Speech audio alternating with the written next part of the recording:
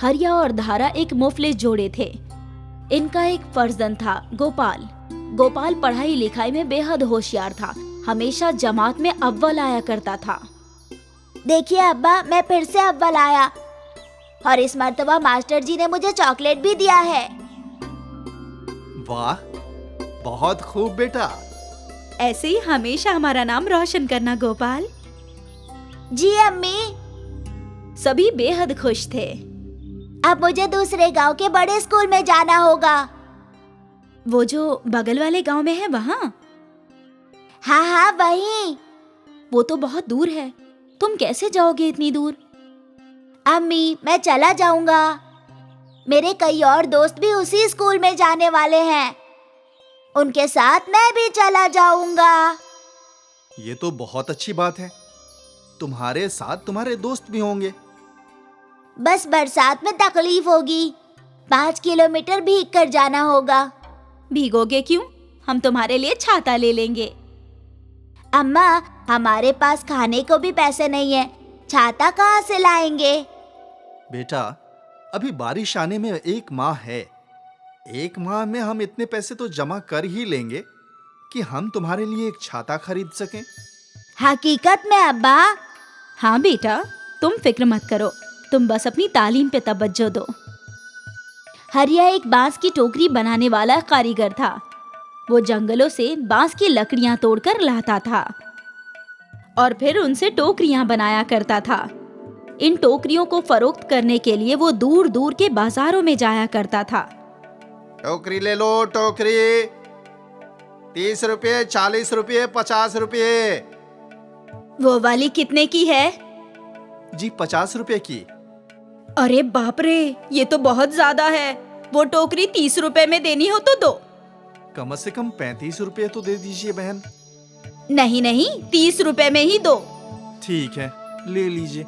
हर ग्राहक हरिया से मोल भाव करता था और इसी वजह से हरिया की कमाई बेहद कम थी। ये तो बहुत कम है। इनमें से गोपाल के लिए छाता के पैसे कहाँ से बचाऊं? कोई बात नहीं, तुम इससे राशन ले आओ।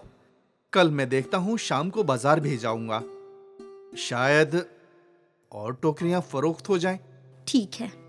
हरिया और धारा छाते के लिए पैसा जमा करने लगे, लेकिन पूरे माह में वो लोग 100 रुपए भी नहीं बचा पाए। इतने कम पैसों में छाता कहाँ से आएगा? मालूम नहीं, एक तो बारिश भी शुरू हो चुकी है। अब गोपाल स्कूल कैसे जाएगा? हे कुलदेवी, हमारी मदद कीजिए। दोनों ने अपनी कुलदेवी से प्रार्थना की। उस रात पूरा खानदान बारिश की सोचकर ही परेशान था। गोपाल की आंखें तो खिड़की पर टिकी थी। बाहर तेज बारिश देखकर वो सोच रहा था, अब स्कूल कैसे जाऊंगा? इतनी तेज बारिश में तो सारी किताबें भी भीग जाएंगी। मालूम होता है कल स्कूल से छुट्टी लेनी होगी। हे देवी माँ, मेरी मदद कीजिए। गोपाल के साथ साथ हरिया भी बेहद परेशान था।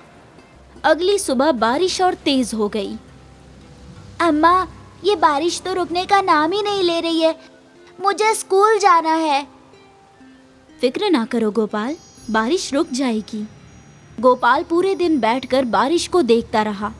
वो मायूस था। उसे स्कूल जाना था पढ़ने, लेकिन इतनी बारिश में स्कूल जाने के लिए उसके पास कोई छाता नहीं था। अब्बा मुश्किल से इतना कमाते हैं कि हमारा पेट भर सके। अगर मैं उनसे छाते की जिद करूंगा तो वो बेचारे कहाँ से लाएंगे?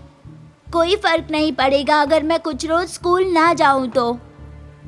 हरिया गोपाल को मायूस देख रहा था।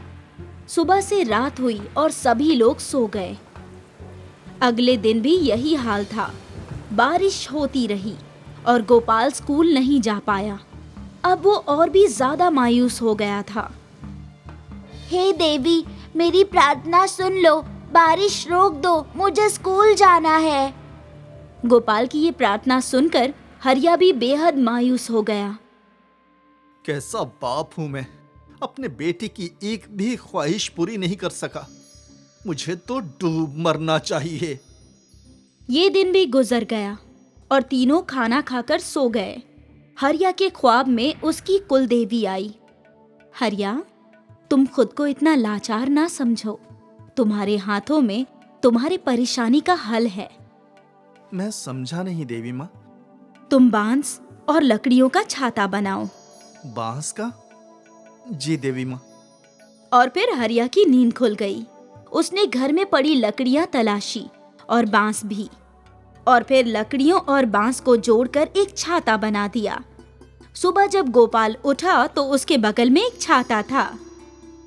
लकड़ी का छाता, ये आपने बनाया अब्बा? हाँ बेटा, अब तुम स्कूल जा सकते हो। वो भी बगैर भीगे। शुक्रिया अब्बा, बहुत बहुत शुक्रिया। उस रोज गोपाल खुशी खुशी स्कूल के लिए तैयार हुआ और अपना लकड़ी और बांस का छाता लेकर निकल गया। रास्ते में कई लोगों ने लकड़ी के छाते को घूर घूर कर देखा। जब वो स्कूल पहुंचा तो उसके मास्टर जी की नजर उसके छाते पर पड़ी। मुनफरीद, ये बांस का छाता किसने बनाया? मेरे वालिद ने। पुरजलाल, मैंने इससे अच्छा छाता इससे कब्ल नहीं देखा। क्या तुम्हारे वालिद मेरे लिए भी ऐसा छाता बनाएंगे? हाँ, बनाएंगे जरूर। चलो तुम्हारे घर चलते हैं। गोपाल मास्टर जी को अपने घर ले आया। आपका हुनर पुरजलाल है। क्या आप मेरे लिए ऐसे 10 छाता बना सकते हैं? हाँ जरूर मास्टर जी। मास्टर जी ने हरिया को 1000 रुपए दे दिए। कम तो नहीं है, काफी है। पहली मर्तबा हरिया को एक साथ 1000 रुपए मिले थे। इतने पैसे देखकर वो बेहद खुश था। पूरी रात उसने लकड़ी और बांस के छाते बनाए और अगले दिन सारे छाते मास्टर जी को दे दिए। फिर क्या था, हरिया को बांस के छाते बनाने की फरमाइश आने लगी। वो छाते बनाता गया और छाते धड़ाधड़ फरोख्त होते गए। हरिया ने अपने दोस्तों को भी अपने पास नौकरी पर रख लिया था। एक ही माह में हरिया की किस्मत बदल गई। उसने इतने सारे पैसे कमा लिए जो उसने पूरे साल में नहीं कमाए थे। फिर एक रोज एक कारोबारी हरिया के पास आया। जनाब हरिया, आपके ये बांस के छाते की तरकीब बहुत ही शानदार है। इसकी वजह से बर्बादी भी कम होती है। इस इको फ्रेंडली छाते को मैं अपने सभी मॉल में फरोख्त करना चाहता हूँ। मैं कुछ समझा नहीं साहब। अब्बा, ये लोग कह रहे हैं कि आपकी लकड़ी के छाते की वजह से आलूदगी कम हो रही है। वो आपके ये छाते बड़ी बड़ी दुकानों में फरोख्त करना चाहते हैं। आपको फरमाइश देने आए हैं। मुझे हर हफ्ते 1000 छाता चाहिए। ये लीजिए पेशगी। उस शख्स ने हरिया को 1,00,000 रुपए दिए। जिंदगी में पहली मर्तबा हरिया ने 1,00,000 रुपए देखे थे। हरिया ने गांव के और लोगों को भी काम पर रख लिया। वो सब कड़ी मेहनत करते रहे और बांस के छातों की सुपुर्दी देने लगे।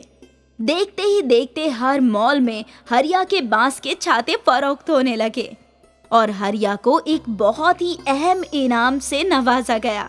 उसके इको फ्रेंडली लकड़ी के छाते पूरी दुनिया में धूम मचा रहे थे। देवी माँ, आपका बहुत बहुत शुक्रिया। आपने बिल्कुल सही कहा था। मेरी परेशानी ही मेरा हल है। उस रोज हरिया को जिंदगी की एक बहुत अहम सबक का इल्म हुआ।